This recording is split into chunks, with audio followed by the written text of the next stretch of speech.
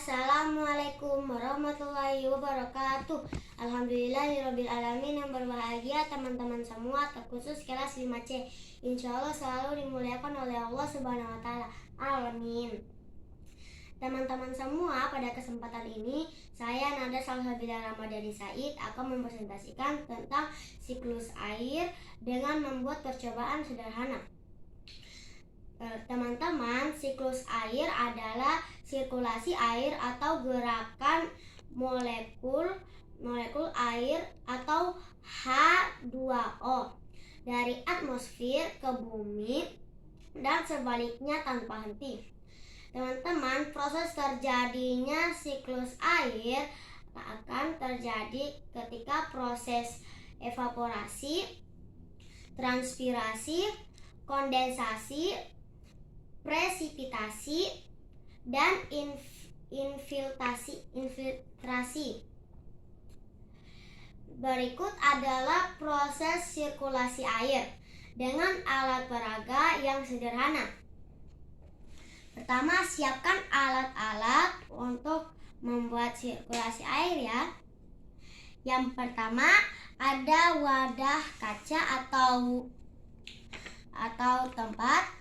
Yang kedua, ada wadah plastik atau toples. Yang ketiga, ada es batu. Dan yang keempat, ada air panas. Teman-teman, langkah pertama adalah kita tuangkan air panas ke dalam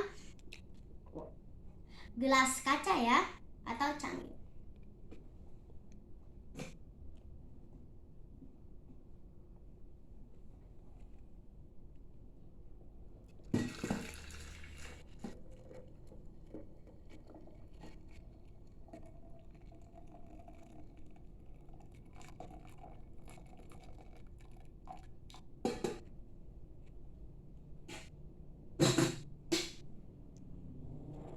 Langkah kedua, kita tuangkan es batu ke dalam wadah plastik ya.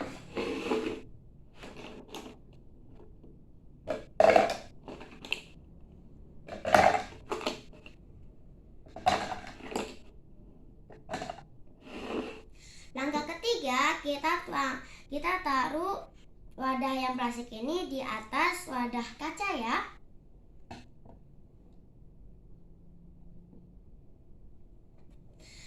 Lalu kita mengamati perubahan yang terjadi.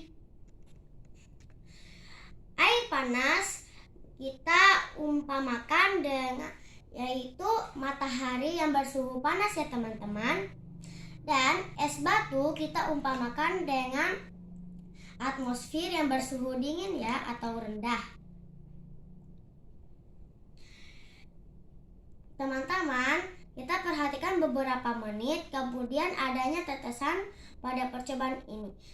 Tentu kita bertanya, mengapa hal ini dapat terjadi? Apa hubungannya dengan siklus air? Air panas kita umpamakan dengan laut yang akan menguap karena terkena panas matahari. Penguapan ini disebut dengan evaporasi. Penguapan juga terjadi pada tumbuhan, di mana penguapan ini disebut dengan transpirasi. Es batu pada wadah kita umpamakan dengan atmosfer. Karena terjadinya perubahan suhu yang sangat signifikan, air panas atau matahari dan es batu atau atmosfer, maka terjadilah perubahan uap air menjadi partikel es. Perubahan ini disebut dengan kondensasi. Teman-teman, kita dapat melihat adanya tetesan-tetesan kecil pada dinding wadah yang terdapat pada es batu. Karena adanya perbedaan suhu panas dan dingin ya, dan jatuhnya tetesan yang mengandung uap air disebut juga dengan presipitasi. Lalu pada es batu kita umpamakan awan yang banyak mengandung uap air. Dan pada permukaan bumi air laut atau sungai ketika mulai menetes dapat kita sebut dengan hujan yang akan jatuh ke bumi. Di permukaan bumi ini air akan terserap ke dalam tanah.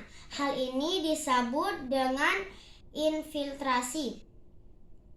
Demikian presentasi dari saya. Saya mohon maaf jika ada kekurangan dalam presentasi saya ini, karena kesempurnaan hanya milik Allah Subhanahu wa Ta'ala dan kekurangan hanya dari diri kita sendiri. Wassalamualaikum warahmatullahi wabarakatuh.